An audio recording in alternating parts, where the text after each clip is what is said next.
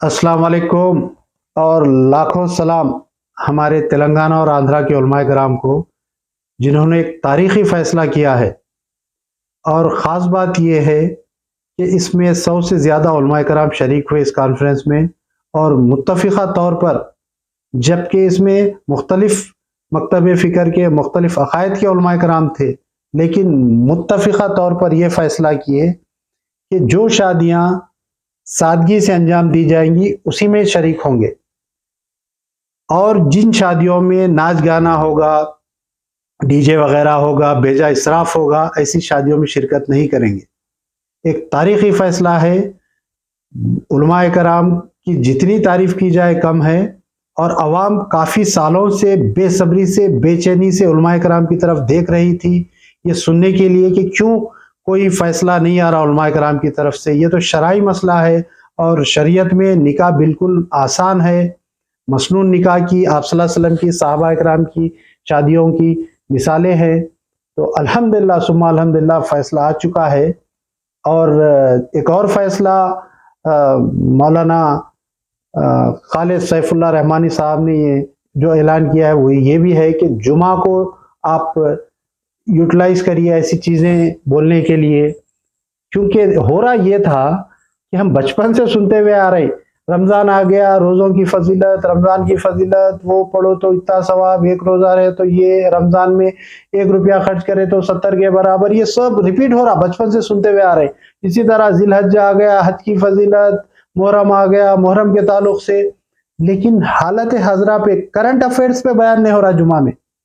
तो इससे हो रहा क्या था, जो बच्चे पढ़े लिखे हैं, यानी जो कॉन्वेंट एजुकेटेड है, या समझ लीजिए इंग्लिश मीडियम वगैरह जो पढ़े हुए बच्चे हैं, तो ये बच्चे तो ये सुन सुन के यूट्यूब में भी सुन लेते। होता क्या था कि खुतबे से पहले आ गए, या खुतबा होते वक्त आ गए, जल्दी फर्ज नमाज पढ़ ली और चले गए। तो अगर आप करंट अफेयर्स पे बोलना शुरू करेंगे तो मजमा नमाज से, यानी खुतबे से पहले बयान सुनने के लिए भी बढ़ेगा, लोग खुशी से आएंगे, दिलचस्पी से आएंगे।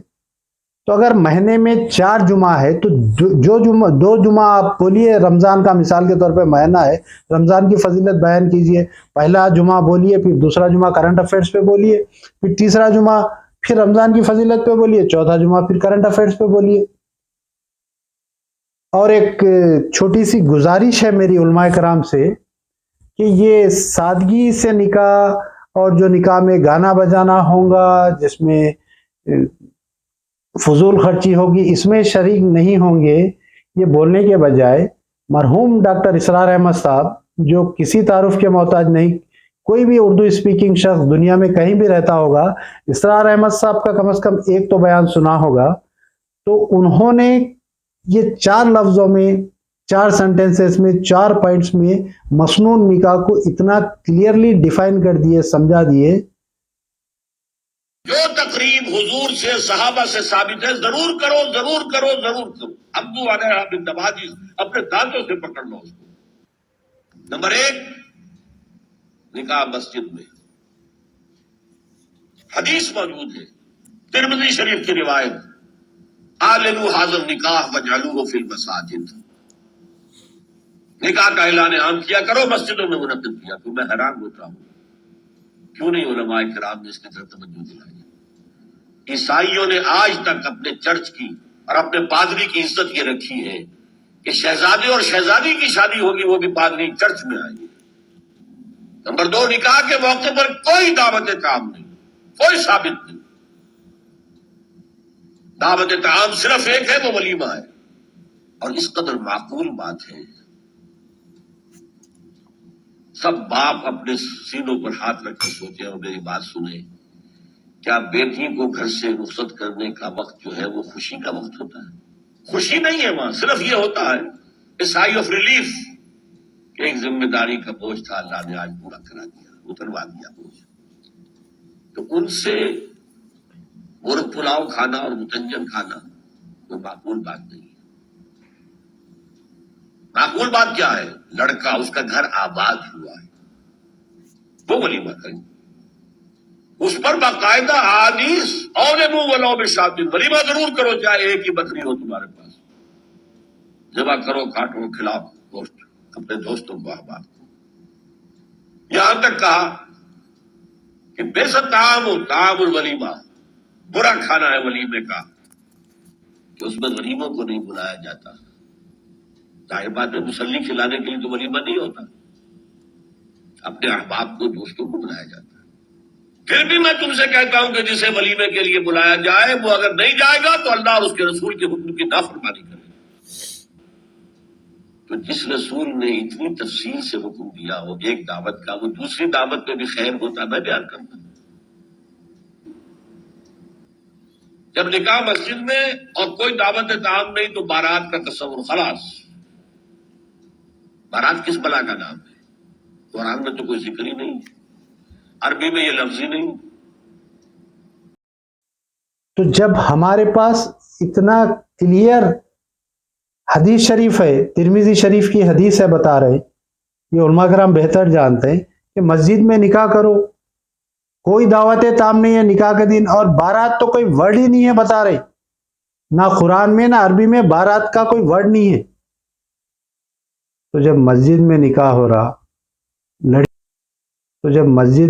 ہو رہا لڑکی کی وداعی مسجد سے ہو رہی، لڑکی کے گھر والوں پہ ایک نئے پیسے کا بوجھ نہیں ہے، تو یہ ہو گیا مسنون نکاح، یہ ہو گیا سنت نکاح، یہ نکاح ہو گیا جس طرح آپ صلی اللہ علیہ وسلم کیے، صحابہ اکرام کیے، شہزادی جنت کا نکاح ہوا۔